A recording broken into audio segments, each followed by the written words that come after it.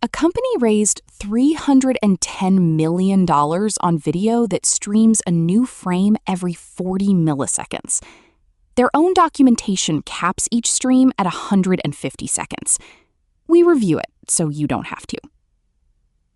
Odyssey is the AI lab behind Odyssey 2, one of the world model companies.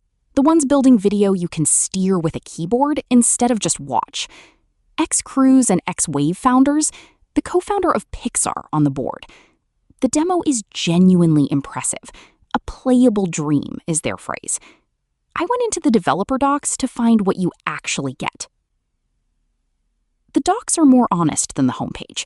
A stream runs 150 seconds, hard limit. A connection lasts 60 minutes.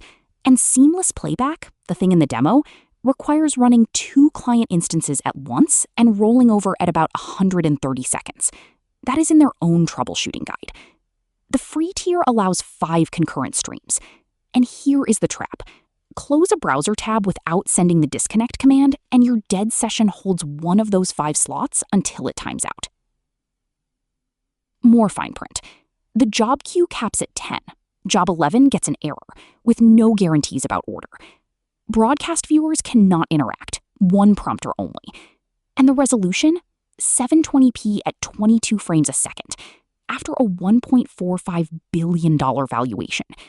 Their own launch post calls the technology, and I am quoting, a glitchy dream. 7 out of 10 as a technology to watch. 5 as a production tool today. The free tier is a million simulations. First come, first served. A genuinely generous playground. Skip it if you need more than 720p. Google's Genie is the name to watch. If that was useful, hit like and subscribe to Misa Reviews and turn notifications on so the next one finds you.